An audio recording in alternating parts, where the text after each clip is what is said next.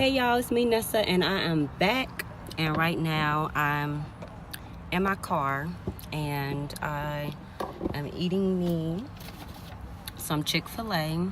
I'm sitting in front of Barnes and Nobles because I'm getting ready to go in there, look for a couple books I've been trying to get for the last couple weeks.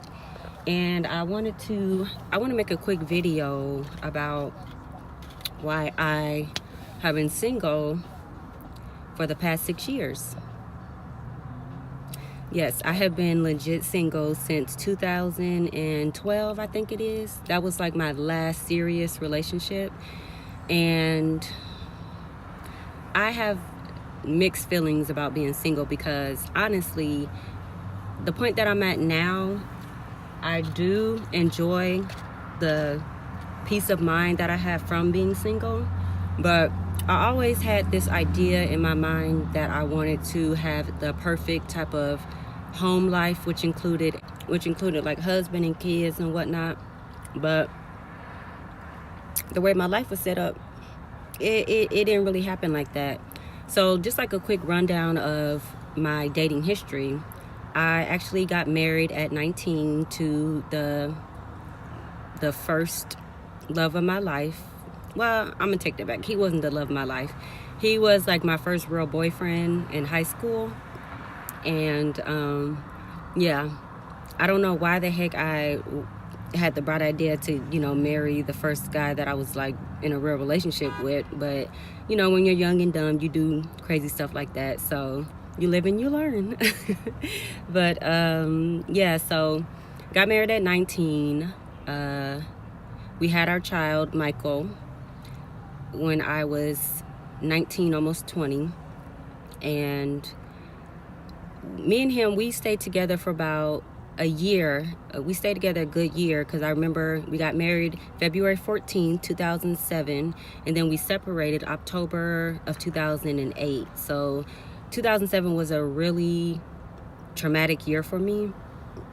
So yeah, I don't think that relationship really had a chance because, like I said, number one, we were young. I had good intentions. I like to think that he had good intentions, but I just think I don't really want to place the blame on him, even though he should take a lot of the blame, but I pretty much chalked it up as though we were just too young to get married and we should have probably dated a long time before we got married. I would say like we should have dated until we at least got out of college.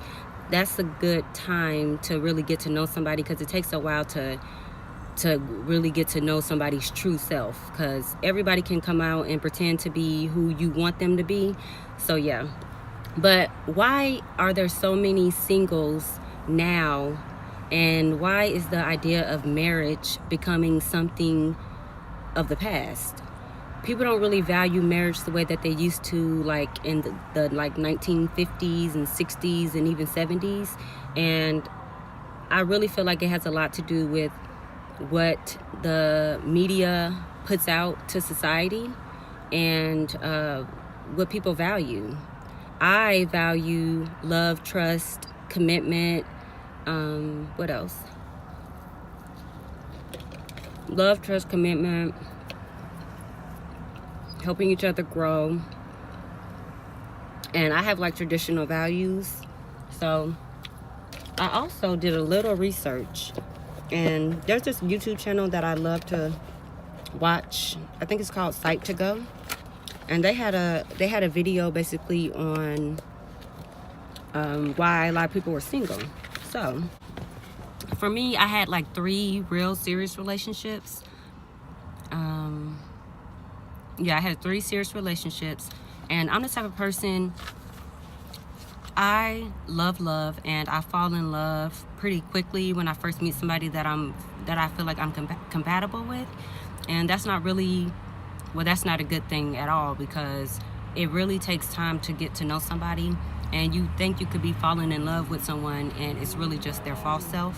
So yeah, some of the issues that I dealt with in past relationships would be having a low self-esteem, and that just came from like being in a bad relationship so long and kind of like not knowing what I was worth anymore. Because like when you're in a bad relationship, it can really like affect your confidence and how you perceive people and how people perceive you. Well, how you feel like people perceive you. So how you feel about people perceiving you could be different from how people actually perceive you.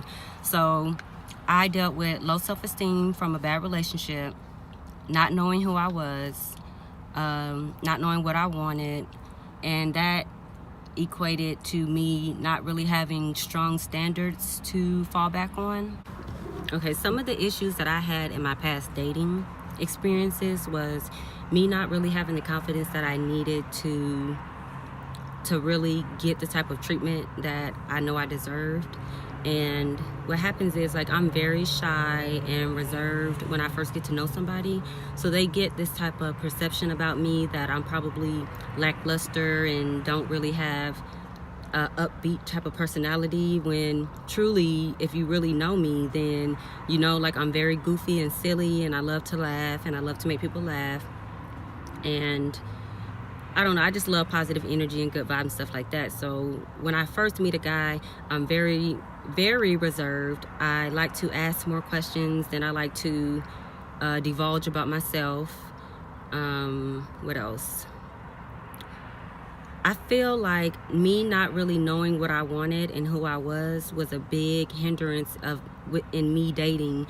And I ended up just picking, like, I always felt like, oh, like, if I met a guy and there was a little bit of chemistry, I always was like, oh my God, I met this guy for a reason, you know, and I always assumed it was a good reason, not really thinking like, okay, this could be a blessing or a lesson.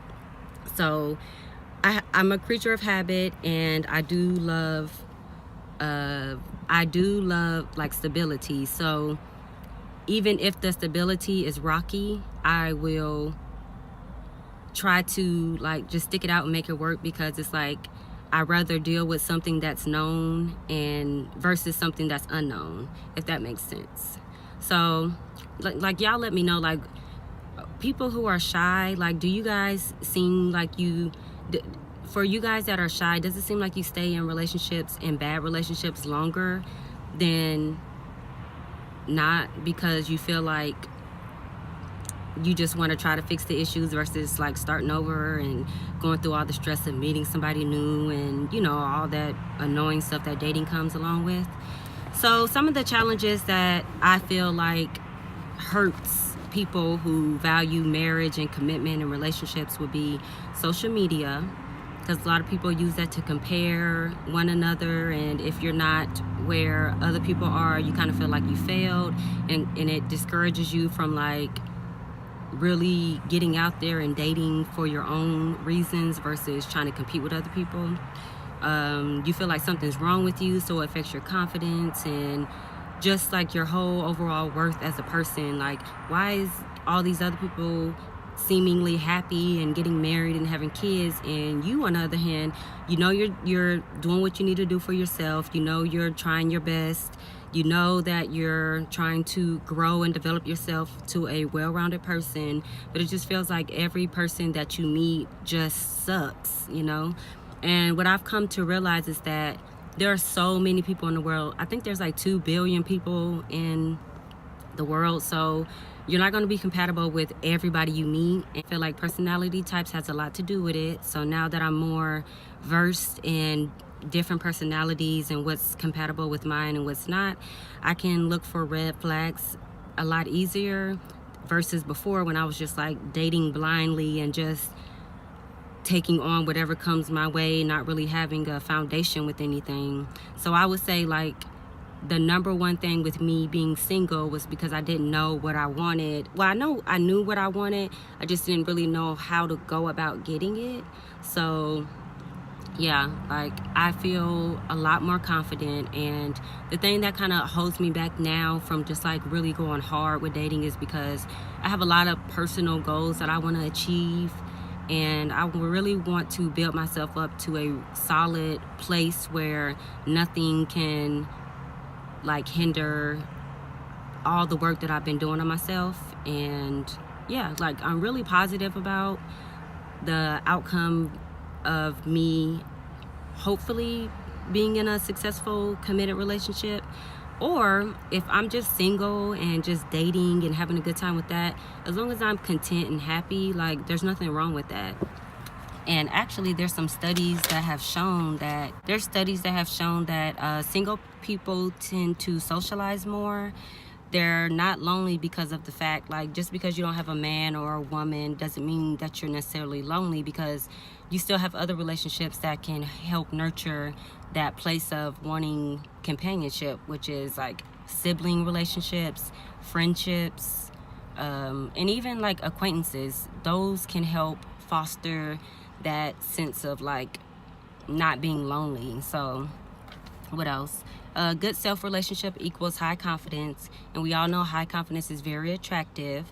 Nobody likes a needy person, desperation, all that type of stuff is very unattractive. And even if you feel like you're hiding it well, I promise you, people can sense that. And no matter how good you look, no matter how great your personality is, if you come off as clingy or desperate or needy, it is going to be a big fatal, it's going to be a fatal attraction, right? It's not going to work out good.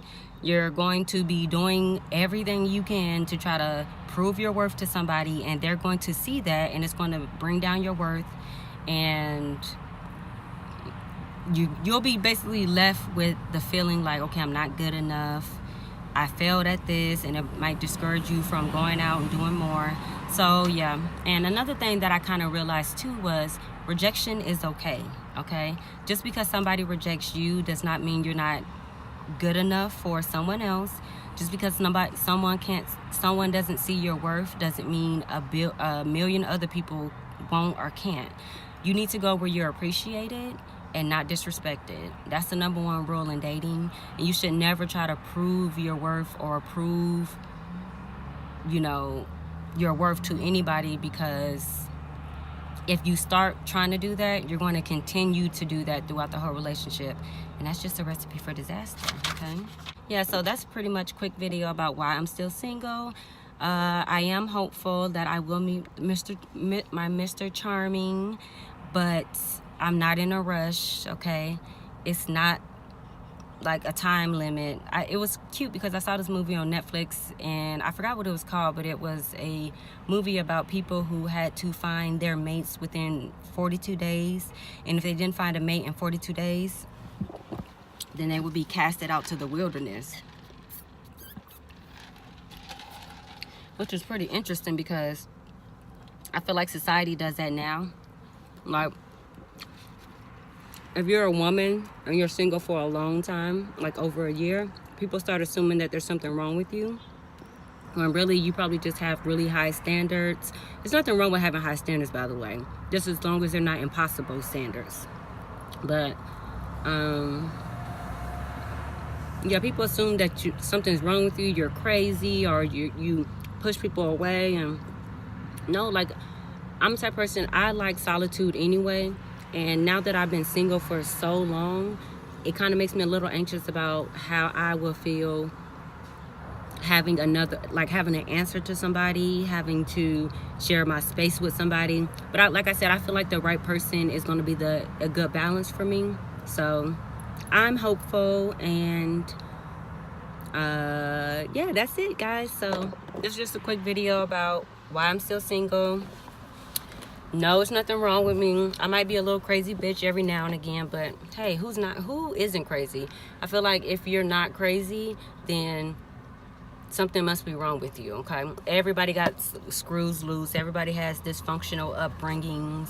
Nobody's perfect unless your name is Jesus and you are art in heaven with our Father. But anyway, I'm rambling, guys. Today is New Year's Eve.